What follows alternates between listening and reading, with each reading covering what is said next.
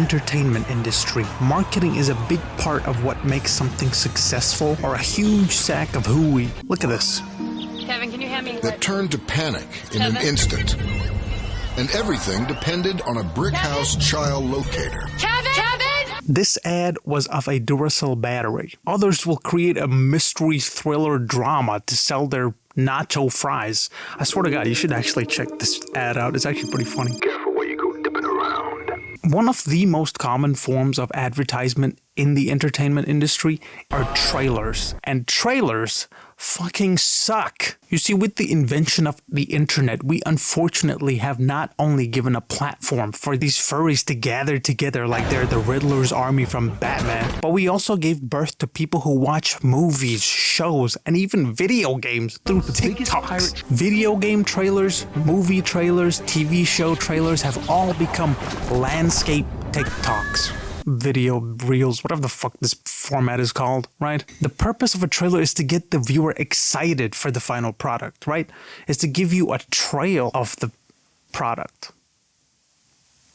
Alright, that was stupid, but it's to give you just the right amount of information so that your monkey brain takes over like, this looks pretty cool, I want more. It's just to get you excited for the product. But nowadays it feels like if you've watched the trailer, you've watched the whole movie. This problem is mainly prevalent in action movies, and I think it stems from the fact that a lot of these action movies have ideas for really just one or two major stunts, and the rest of the movie is just them tying it together through a story to make it seem cohesive. In Mission Impossible Dead Guy Reckoning Part 1, Ethan takes off a ramp with a motorboat straight into a free fall dive. This stunt, which was the main stunt of the film, and the only one of this intensity, was shown in the trailers. Now, if you said, oh, well, see, that's where you're wrong, man. Mission Impossible is more about the stories. You lie worse than Walter when he gets a phone call. You see, in Cruiser Tom's missions, you are not watching the movie for the story, because there is no story. Every movie in this series has a detonator that Ethan has to stop from going off by the end of the film.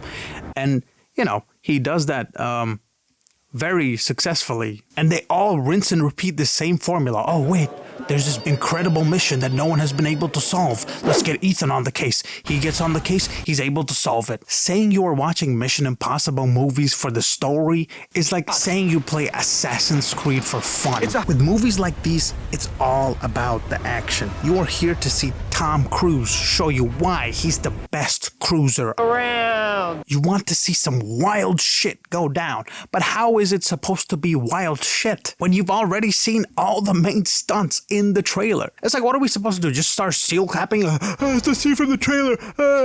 And this is why Ben Stiller is the better Tom Cruise. Now, what am I saying? Am I saying all trailers are bad? No, that's not what I'm saying. I think there are examples of good trailers as well.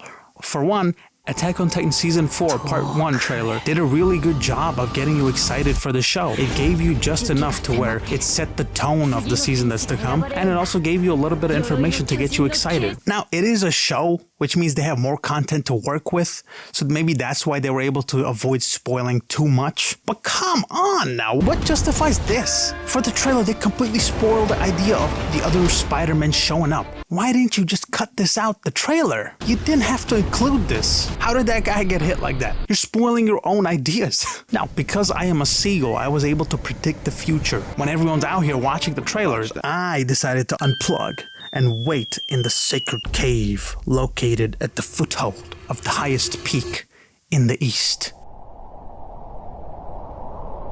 I was to descend only when it was time for the movie. You know what I'm saying? I just avoided the trailers. And it sucks that you have to do that because sometimes trailers can be a really good way to package the movie with, right? It can sell you on the movie. It can get you so hyped for what's to come. This also highlights another issue in cinema. You know, back in the day, you would have two release dates for a movie. One is the theatrical release date, where studios and publishers expected to make the most money out of in the event that a movie didn't go well after its theatrical release, right? People didn't watch the movies at the theaters. They just weren't interested. They had the second release date, which was the release date of the DVDs. So now, even if the movie didn't go well in the theatrical release, if they could just gather enough attention, they could make a lot of money in the DVD releases. This gave room for them to experiment and make some wild shit in the movies, right? Because they weren't worried about not being able to sell out the theater. That's why we got stuff like Good Will Hunting, right? Even Matt Damon talks about the industry changes, and he talks about how the ideas they come up with now are less experimental and more by the books, formulaic, and something people are guaranteed to see. And the big reason why this change happened is because of Netflix.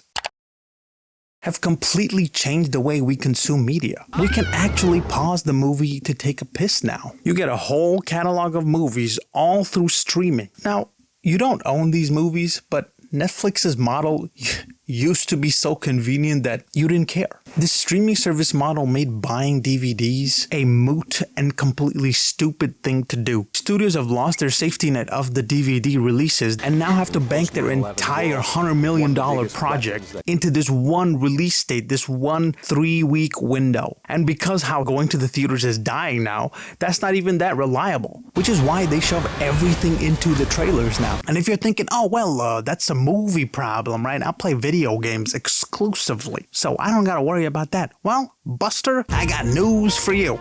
Alright, games aren't free from this problem either. Uncharted games are akin to Indiana Jones. Aside from Uncharted 1, these games are known to have at least one major set piece in a game where shit just goes ballistic.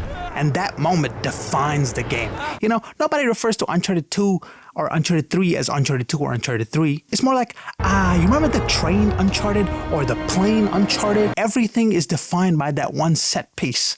In that same way, Uncharted 4 had its own major set piece, which was shown in the teaser gameplay footage before the release of the game. All of it. And I'm saying all of it. They didn't even just show the highlight. They showed the whole 15 minutes of that set piece. The trailer Uncharted. Now, Uncharted 4 was backed up with some other great moments as well, but nothing was compared to that one moment. I don't get it. As an artist, you wouldn't ever want to spoil your ideas. That's like the cardinal sin. And these guys are out here spoiling their own ideas. It makes no sense to me. It's like, if you give me all your ideas in the trailer, I have your movie in my head. I don't have to watch it anymore.